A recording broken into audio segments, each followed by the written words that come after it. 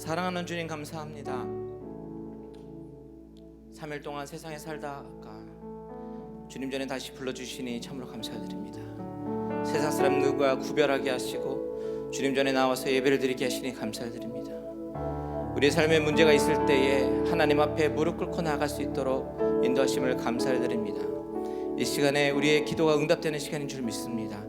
하늘 문을 여시고 우리들의 기도와 예배를 받아 주시옵소서. 이 시간에 함께 하신 하나님께 감사와 영광 올려드리며 예수님의 이름으로 기도드립니다. 아멘. 아멘. 잘 오셨습니다. 네. 잘 오셨습니다. 우리 옆사람 같이 인사하면서요. 참 잘 오셨습니다. 한번 인사해 볼까요? 네, 잘 오셨습니다. 네. 중요한 광고가 있습니다. 아주 중요한 광고입니다. 뭐냐면요, 내일이 김치 담그는 날이에요. 내일이 김치 담그는 날 기억하시고요. 내일은 특별히 더 손길이 많이 필요할 것 같습니다. 그래서 시간 되시는 분은 꼭 나오셔서 같이 김치 만드는 일에 동참하시고 그 맛있는 김치를 우리가 주일날에 먹어야 되지 않겠습니까? 도와주시면 좋겠습니다. 그래서 두 번째 광고는요, 우리 중고등부 루츠 미니스트리에서 우리 주관하고 계획하려고 했던 마이클 패튼 강사 모시고 세미나를 가지려고 했습니다. How to Study Bible. 근데 그것이 캔슬이 됐대요. 안타깝게도 지난번과 같은 이유인데요. 강사가 몸이 갑자기 안 좋아져서 도저히 세미나를 진행할 수가 없어서 캔슬됐다고 합니다. 참고하시고 중고등부 자녀 두신 부모님들은 꼭 기억해 주셨으면 좋겠습니다. 우리 같이 하나님의 말씀을 읽고 나누고 싶습니다. 마태복음 14장인데요. 마태복음 14장 22절하고 23절 두 절만 보겠습니다.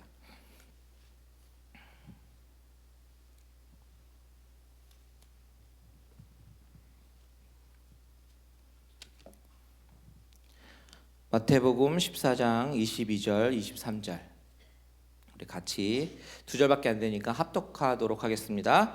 예수께서 즉시 제자들을 재촉하사 자기가 무리를 보내는 동안에 배를 타고 앞서 건너편으로 가게 하시고 무리를 보내신 후에 기도하러 따로 산에 올라가시니라. 저물매 거기 혼자 계시더니. 네, 여기까지 두 절만 보겠습니다. 오늘은요, 영광 그 이후에라는 기도 설교 제목을 가지고 말씀을 나누고 싶습니다. 어떻게 보면 우리의 인생은 스트러글의 인생인 것 같아요. 스트러글. 오늘 점심은 무엇을 먹을까?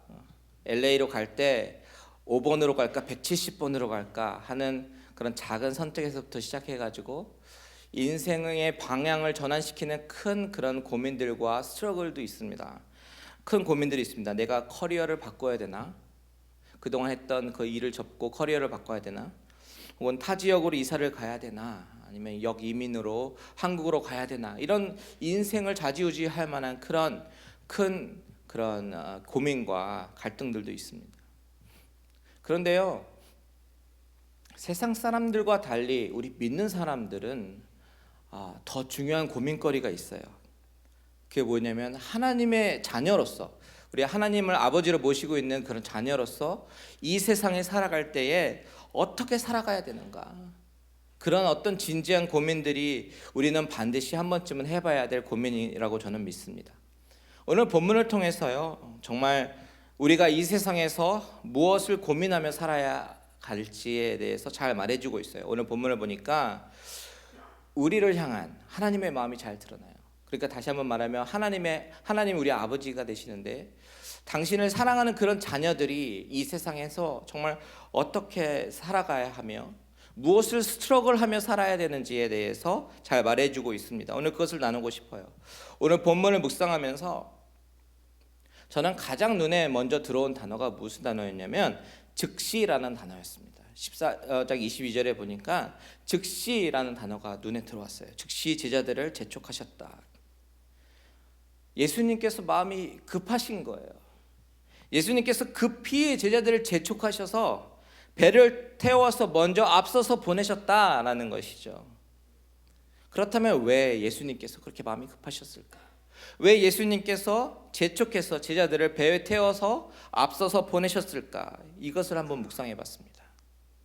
그것은 목적 의식으로부터 흔들리지 않기 위해서입니다. 다시 말하면 사명을 달려가는 인생이었어요, 예수님은.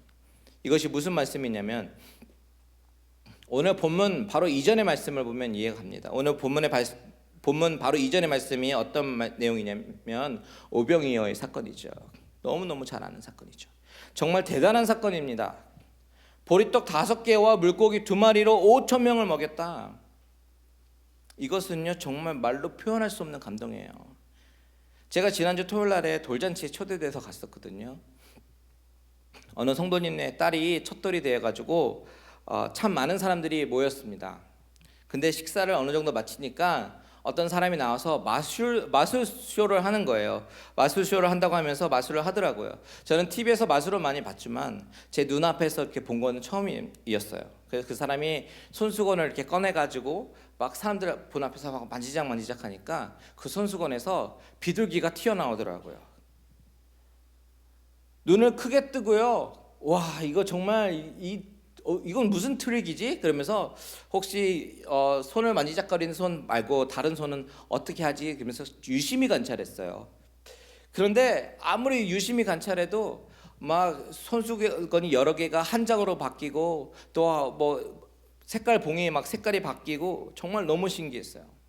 그 현장에 있었던 아이나 어른들 모두 할 것 없이 정말 너무 환호를 질렀고 정말 홀려서 마술을 보았습니다.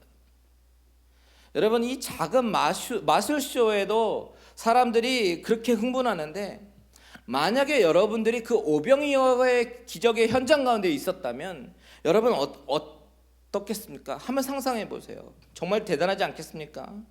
장정만 5,000명이에요. 우리 교회 본당이요 천석이 채 안 되는데요. 그런데 우리 교회 본당에 꽉 찬 인원이 정말 막 10배 가까이 바글바글하게 있다고 생각해 보십시오. 얼마나 많은 인원입니까? 근데 내 눈앞에서 바구니가 이렇게 지나가는데 바구니에서 떡을 꺼내고 물고기를 꺼냈는데 그것이 줄지 않는 거예요. 여러 사람들이 계속 먹는 거예요. 얼마나 흥분되겠습니까? 우리 한국식으로 한국 사람들 환호하는 식으로 얘기하면요 아마 거기에 있었던 사람들은 예수님 막 그러면서 막 소리를 질렀을 거예요. 지서스 지서스 그러면서 막 외치고 그러지 않았겠습니까? 제가 예전에 인천에서 살았는데 인천시청 근처에 살았거든요.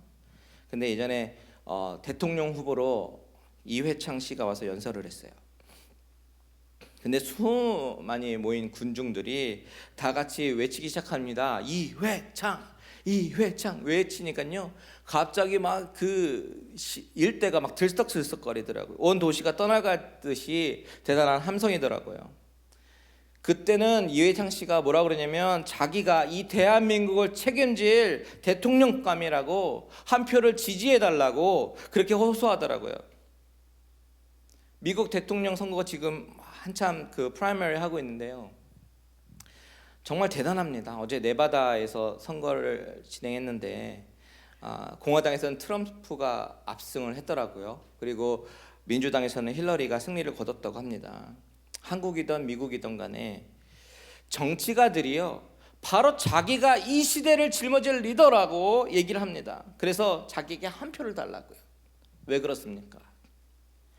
사람들은 자신이 대중에게 주목받기를 원하고요. 그리고 자신이 영광을 받아야 되고요. 자신이 왕이 되려고 하는 거예요. 이것이 인간의 자연스러운 본성입니다. 리더가 되고 싶어요. 그런데 오늘 본문을 보니까 예수님께서 오병이어의 기적을 베푸셨어요. 그리고 수많은 사람들이 예수님을 정말 세상 임금으로 추대하려고 했어요. 아마 마음 가운데 이렇게 생각하는 사람이 있었을지도 몰라요. 정말 이 지금처럼 살기 힘든 때에 저 같은 분을 우리 임금으로 모셔야 돼 라고 얘기하는 사람이 있었을 겁니다. 그 이야기를 듣고 맞아 수군거리면서 동의하는 사람이 있었을 것입니다. 그리고 대부분 사람들이 그런 말에 공감을 가졌고 가만히 두었다가는 예수님은 의도와는 상관없이 정말 왕이 되어야 되는 그런 상황이 생겼어요. 이것을 어떻게 유추하냐고요. 요한복음에 같은 내용이 기록되고 있는데 요한복음 6장 14절 15절에 보면요, 이런 말씀이 있습니다. 한번 같이 봤으면 좋겠어요. 그 사람들이 예수의 행하신 이 표적을 보고 말하되 이는 참으로 세상에 오실 그 선지자라 하더라. 그러므로 예수께서 저희가 와서 자기를 억지로 잡아 임금 삼으려는 줄을 아시고 다시 혼자 산으로 떠나가시니라. 그런데 문제는 사람들은 예수님을 막 왕으로 삼으려고 막 그러는데, 문제는 예수님의 입장에서는 이것이 위기였다라는 거예요. 왜냐하면 예수님은 이 땅에 정치적인 메시아로 오신 분이 아니기 때문에 그렇습니다. 세상의 왕이 되기 위해서 오신 분도 아니고요. 그런데 사람들은 예수님을 정치적인 메시아, 세상의 왕을 만들려고 하고 있어요. 이게 위기예요. 우리는 흔히 위기라고 생각하면 아주 어려운 상태로 빠지는 것, 그렇게 생각하죠. 그러나 그렇진 않아요. 꼭 그런 것만은 아니에요. 때로는 우리에게 정말 고속도로와처럼 빵 뚫린 그런 형통한 길이 그런 우리에게 위기일 수도 있어요. 사업이 잘 되고요, 자녀가 좋은 대학에 진학하고 모든 원하는 일이 이렇게 일어날 때 그것이 하나님께서 열어준 축복일 수도 있지만, 어쩌면 그것은 우리에게 영적인 위기를 가져다 줄 수도 있어요. 왜냐하면 하나님을 의지하지 않게 되는 거죠. 세상의 형통이 삶의 목적이 되고 신앙은 잃어버릴 위기가 올 수 있는 것입니다. 그렇다면 주님의 십자가의 죽으심이 무용지물이 되는 거예요. 세상의 형통이 반드시 축복만은 아니다라는 거죠. 예수님의 입장에서 한번 볼까요? 예수님 입장에서는 그 당시 사람들이 예수님에 대해서 몰랐던 사람들이 막 몰려오고 예수님의 말씀을 들으려고 하고 정말 구원의 길로 이렇게 가는 것, 정말 그러 보면 너무 잘된 일이죠. 그런데요, 예수님 자체가 유명해지고 사람들의 선망의 대상이 되고 예수님이 인간적으로 영웅이 되는 그것은 예수님께 위기였다라는 거예요. 왜냐하면 예수님께서 이 세상에 오신 목적은 십자가를 통해서 구원을 이루러 오신 것이기 때문에 그렇습니다. 그런 의미에서 이것은 위기예요. 예수님은 그런 위기를 몇 번이나 겪으셔야 됐습니다. 성경에 그런 얘기가 몇 개 있는데요. 언제 있었습니까? 공생애를 시작하실 때 마귀가 찾아와서 예수님께 시험을 합니다. 그 중에서도 가장 매력적인 시험은 뭐였냐면, 예수님을 데리고 제일 높은 곳에 가서 이 세상을 보여주면서 너가 만약에 내게 엎드려 경배하면 이 모든 것을 너에게 주겠다라고 말합니다. 이게 바로 마귀에게 절만하면 세상을 통치할 수 있는 왕이라는 그 권력을 자리를 주겠다는 그 유혹이죠. 여러분, 세상의 관점에서 보면 세상을 통치할 수 있는 왕이라는 그런 권력은 정말 탐이 나는 권력입니다. 그런데 사탄이 그와 같은 것을 통해서 노리는 것이 뭐예요? 바로 십자가라는 거죠. 헛된 영광에 눈 어두운 사람 절대로 십자가를 질 수 없다라는 거예요. 그래서 그렇게 접근하는 거예요. 그와 같은 헛된 영광을 통해서 우리가 죄 사함을 받고 구원을 얻는 것이 아니에요. 우리의 구원은 그런 헛된 영광, 표적, 이사에 있는 것이 아니라 바로 우리의 구원은 십자가에 있는 줄 믿으시기 바랍니다. 때문에 예수님은요, 그와 같은 표적을 행하는 것 거부하시고 묵묵히 십자가의 길을 선택해서 걸으지 않으셨습니까? 그리고 나서 시간이 지나서 똑같은 유혹이 찾아와요. 오늘 본문이에요. 사람들이 예수님을 세상의 왕으로 삼으려고, 정치적인 메시아로 만들려고 하고 인기 연예인으로 만들려고 하는 것입니다. 이것은 대단한 유혹이 아닐 수 없습니다. 유명해지고 싶지 않은 사람 없습니다. 사람들로부터 칭송받고 싶지 않은 사람 없습니다. 오죽하면 옛날에 중국의 진시황은요, 정말 영원히 왕권을 누리고 싶어서 사람들에게 불로초를 찾아오라고 명하지 않았습니까? 이렇게 사람들에겐 영광, 인기, 이것이 굉장한 유혹입니다. 그런데요, 그것으로 끝난 게 아니었어요. 예수님의 시험이 그것으로 끝난 게 아니라 성경에 보면 또 이런 위기가 나옵니다. 요한복음 12장에 보면 어떤 내용이 나오냐면 헬라 사람들이 예수님께 찾아와요. 예수님만 만나보고 싶어 했습니다. 요한복음 12장에 보면 헬라 사람들이 왜 예수님께 찾아왔는지 정확하게 이유는 나오지 않지만 그러나 전설에 의하면요, 그들은 헬라에서 보낸 사신들이에요. 헬라는 어떤 곳입니까? 철학의 중심지잖아요. 지혜를 사랑하는 사람들이잖아요. 소피스트 그러면 지혜자들이잖아요. 그들은 예수님의 지혜에 대해서 아마 소식을 들었을 거예요. 소문을 들었어요. 그래서 예수님처럼 지혜 있는 왕을 우리의 왕으로 모시고 싶다라는 그런 뜻을 전하기 위해서 예수님께 사신을 보냈던 것이죠. 예수님은 이렇게 유대인으로 뿐만 아니라 헬라인에게도 왕이 되어 달라는 그런 요청을 받으신 거예요. 그렇게 3번에 걸쳐서 유혹을 받으셨어요. 마귀의 유혹, 그리고 지금 오늘 본문, 그리고 나중에 요한복음의 유혹. 그러나 예수님은 그것을 좋은 기회라고 생각하지 않으셨다라는 거예요. 그것은 유혹이고요, 예수님의 사명을 이루는데 정말 치명적인 위기라고 생각하셨어요. 그래서 예수님은 3번의 경우 아주 단호하게 거절하셨습니다.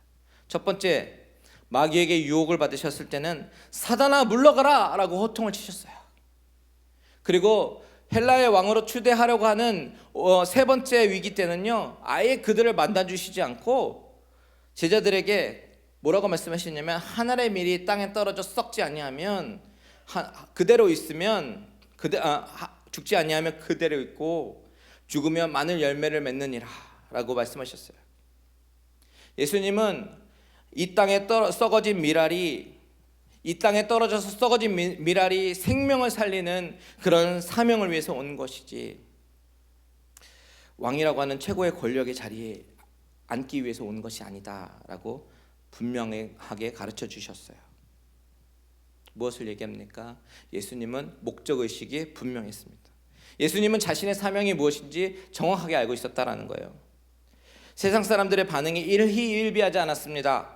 늘 자신의 본문과 사명을 망각하지 않기 위해서 애를 쓰셨어요.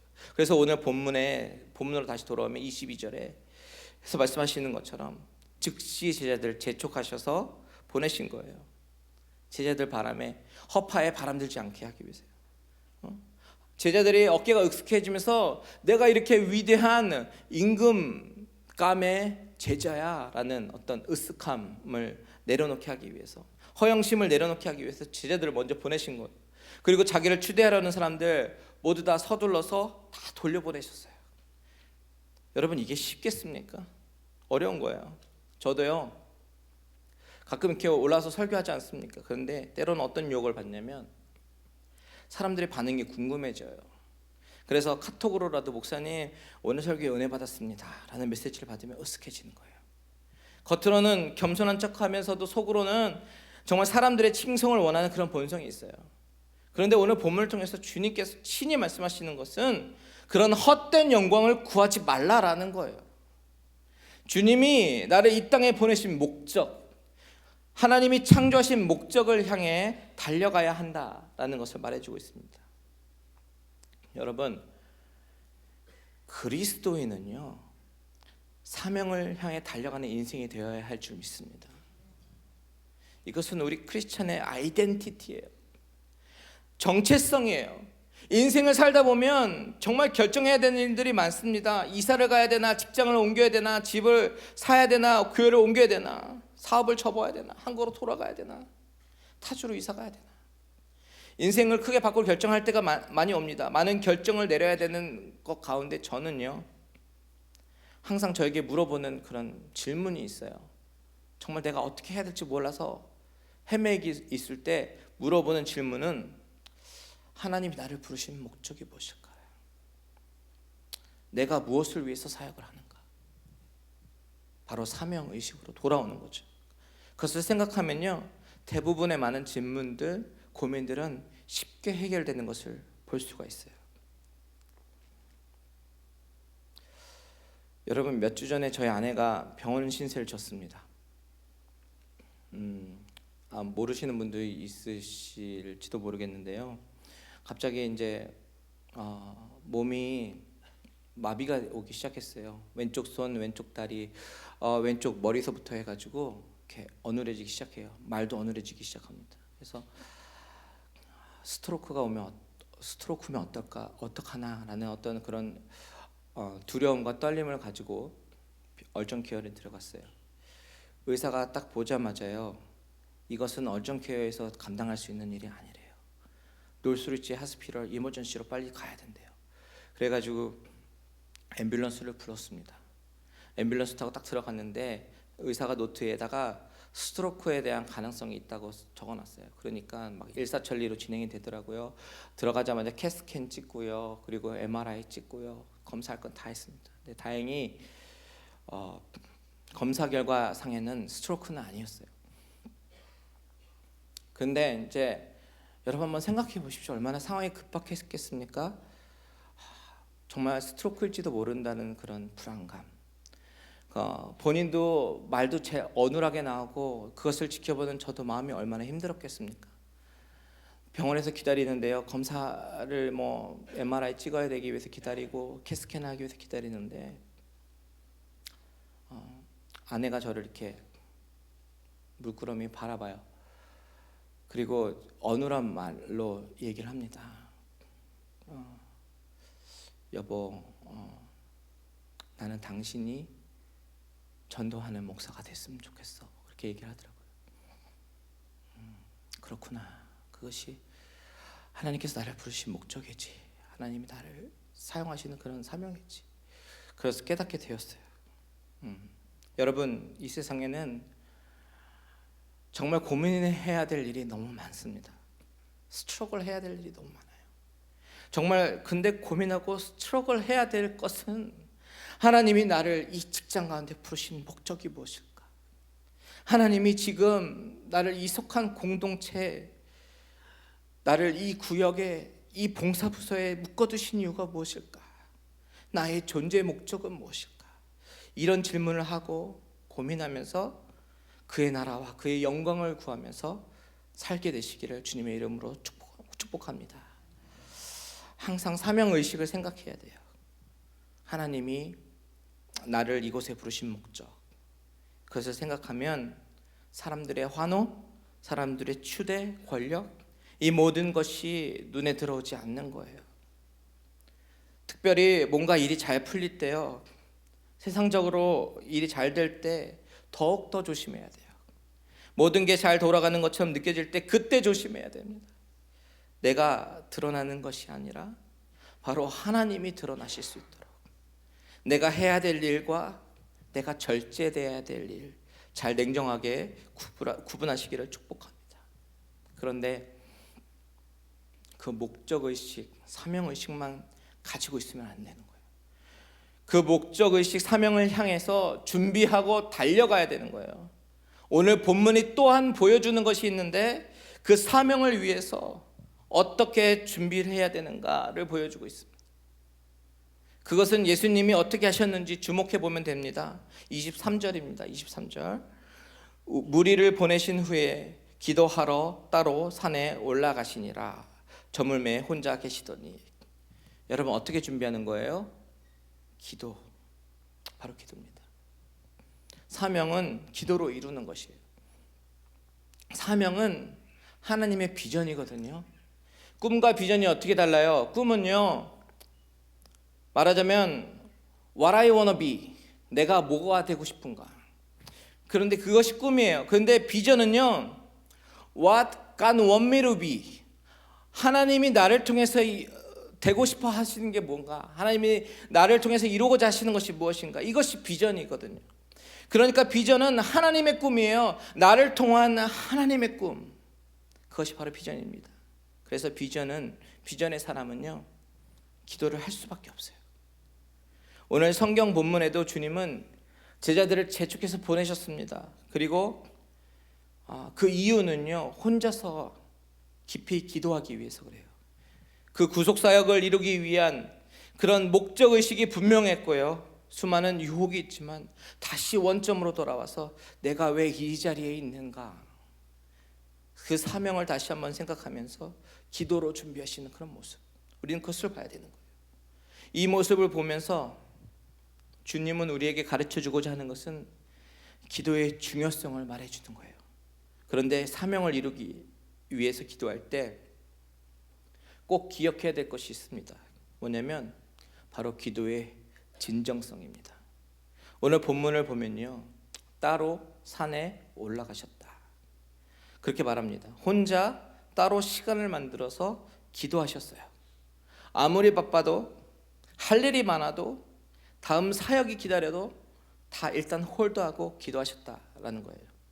여러분, 기도는요, 모든 일을 되게끔 하는데, 워킹하게 하는데 하는 원동력입니다. 일을 가능하게 만드는 것이 기도입니다. 그런데 오늘 본문에 보니까 예수님께서 혼자 기도하러 올라가셨다라는 거예요. 아무도 없는 텅 빈 예배당에서 혼자 기도해 보신 적이 있으십니까? 만약에 그런 경험이 없으시다면요, 꼭 한번 해보시라고 꼭 추천하고 싶습니다. 우리는 통성기도에 굉장히 익숙합니다. 그런데 사람이다 보니까 사람들을 의식하죠. 예전에 담임 목사님도 말씀하셨고 김요셉 목사님도 똑같이 말씀하셨지만요, 때로는 목사도요, 그렇게 뛰어난 최 목사님과 김요셉 목사님도 사람들을 의식하는데 우리야 어떻겠습니까? 입술을 열어서 내가 하나님 앞에 고백하지 않으면 웅얼거리는 기도로 내가 기도를 하는 건지 아니면 연부를 외우는 건지 집중이 잘 안 될 때가 있습니다. 항상 그렇다는 건 아니고요.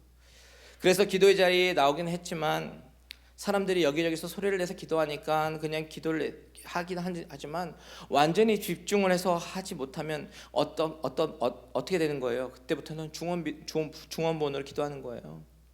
이 생각 저 생각이 나서 기도의 자체에 집중이 안 되는 거죠.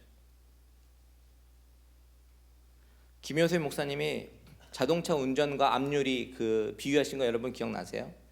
운전자는 목적지를 바라보고 운전을 해야 되는데 자동차 유리를 바라보면서 먼지가 있는지 없는지 그런 것들을 살펴보면 운전을 할 수가 없는 것처럼 기도를 할 때 이 생각 저 생각이 우리의 기도를 막을 수 있기 때문에, 그래서 기도 자체에 집중력과 진정성을 가르쳐주기 위해서 우리에게 합심기도를 가르쳐 주셨다고 저는 믿습니다. 합심기도를 하면 여러분 해보시지만 어때요? 내 기도를 다른 사람이 들으니까 더 진정성 있게 신경 써서 이렇게 하지 않습니까? 정말 한마디 한마디 최선을 다해서 그 사람을 위해서 기도해 주지 않습니까? 진정성이 확 올라가는 거예요. 여러분, 이렇게 수요일 기도에 나오셨는데 기도의 자리를 채우려고 앉아 있는데 입술은 열어서 뭐라고 이야기는 하고 있는데 머리는 딴 생각하면서 기도에 집중하지 못한다면 그것은 진정성이 있는 기도가 아니죠. 기도회가 끝나고 집에 갈 때는요, 마음이 허한 거예요. 내가 기도를 했는지 안 했는지 헷갈리고 마음은 공허하고, 오늘 본문을 통해서 주님께서 가르쳐주시고 있는 그런 기도의 방법은 한적한 곳에 혼자서 기도하시는 거예요. 혼자서 기도하면 주님과 나와 독대하면서 남을 신경 쓰지 않고 주님과 깊은 교제를 나눌 수 있는 것이죠. 그런데 유의할 게 있어요. 훈련이 잘 안 되면 혼자서 묵상기도 하다 보면 딴 생각이 자꾸만 나니까 기도에 집중하기가 어렵습니다. 집중력을 방해합니다.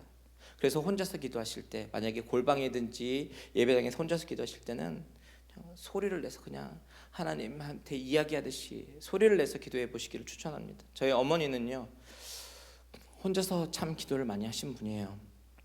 제가 그걸 알아요. 제가 고등학교 다닐 때 사춘기 시절을 보냈습니다. 아버지에게 반항하고요, 대들고요, 어머니에게 눈을 부릅뜨고 대들었어요. 뭔지 모르는 불만이 가득 찼고 항상 부모님한테 대들었습니다. 삐뚤어져 나가고 싶었어요. 친구들이랑 어울려서 야간 자율학습 땡땡이 치고 당구장에 다니고요, 뭔가 좀 바른 생활 규격에서 좀 벗어나고 싶었어요. 목사님 아들로서 교회 안에서의 위치가 저는 너무나 부담스러웠습니다. 사람들은 저를 바라볼 때 이광세 학생이 아니라 목사님 아들로 생각했어요. 어느덧 제 이름이 이광세가 아니라 목사님 아들이 되어져 있었더라고요. 그래서 그런지 아버지 어머니가 너무 미웠어요. 내가 선택한 길이 아닌데 제 이름은 어느덧 목사님의 아들이 되어 있었어요. 사람들의 시선이 부담스러웠어요. 목사님 아들이라는 규격에 갇혀서 생활을 해야 됐기 때문에 그래요. 그래서 더욱더 부모님께 반항했어요. 근데 하루는요, 저녁 10시쯤에 야간 자율학습이 끝나고 버스를 타고 집에를 왔습니다. 근데 그날은 왠지 집에 바로 들어가기 싫은 거예요. 그래서 열쇠가 있었기 때문에 예배당에 들렀어요. 교회, 저희 아버지가 개척하신 교회인데 한 20명 남짓한 교회였어요. 그래서 교회에 좀 있다가 가려고 교회를 들렀는데 문을 열 수가 없는 거예요. 왜냐면 안에서 기도 소리가 들렸거든요. 그 기도는 저희 어머니의 기도였어요. 어머니가 울면서요, 하나님 앞에 매달리는데 제 이름을 불러가면서 저를 위해서 울면서 기도하시는 거죠.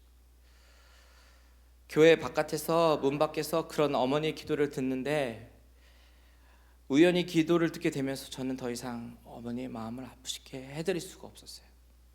여러분, 진정한 기도는 하나님의 마음을 움직인다라는 것을 믿으시기 바랍니다.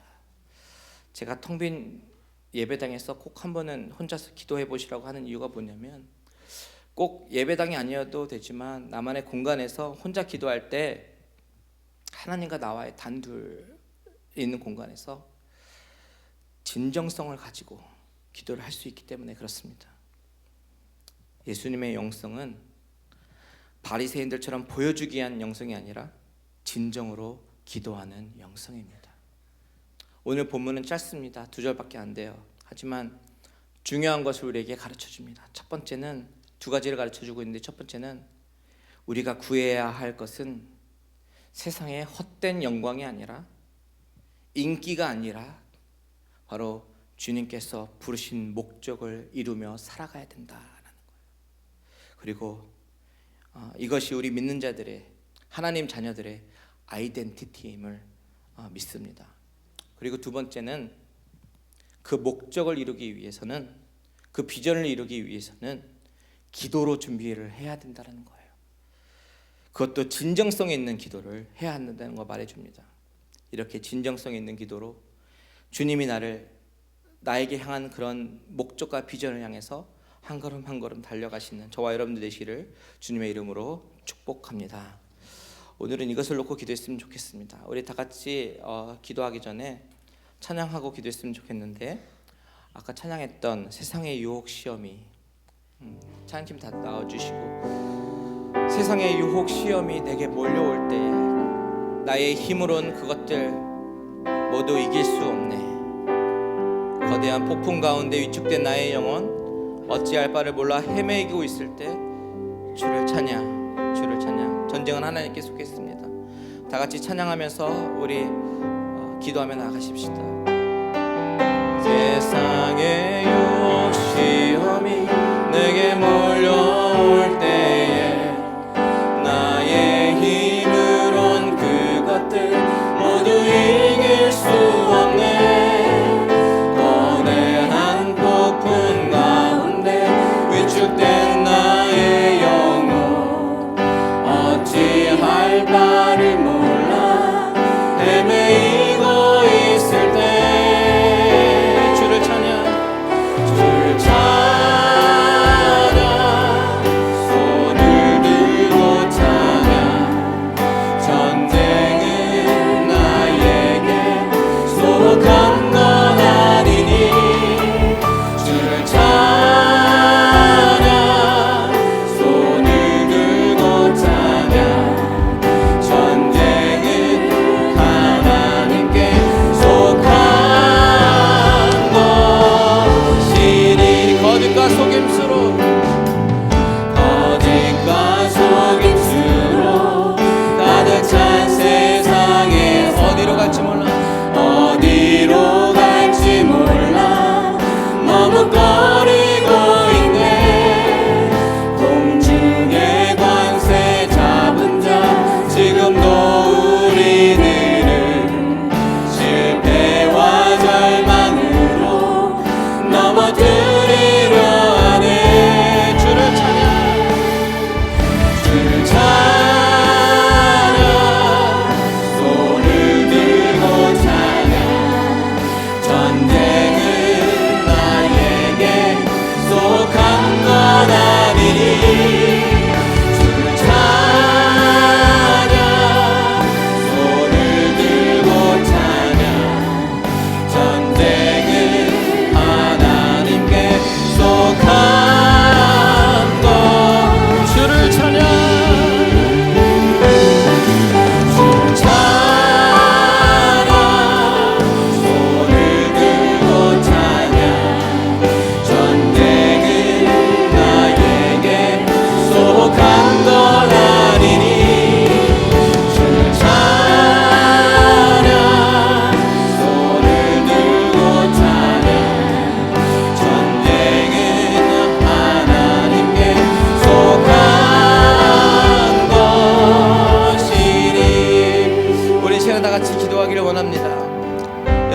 하나님께서 여러분들 부르신 목적이 있습니다. 하나님께서 여러분들 그 직장 가운데 허락하신 목적이 있고, 하나님께서 우리 교회 가운데 부르신 목적이 있고, 그 구역 가운데 넣어주신 목적이 있고, 그 봉사 부서 가운데 우리를 묶어두신 이유가 있어요. 그것이 무엇입니까? 하나님, 내가 하나님의 비전을 발견하게 하여 주시옵소서. 아버지 하나님, 내가 나의 헛된 영광을 구하는 것이 아니라 하나님의 목적을 발견하게 하시고 하나님의 비전을 이루는 사람이 되게 해달라고, 그것을 놓고 우리 다 같이 기도하며 나가게 원합니다. 다 같이 기도하겠습니다. 하나님 아버지, 참으로 감사합니다.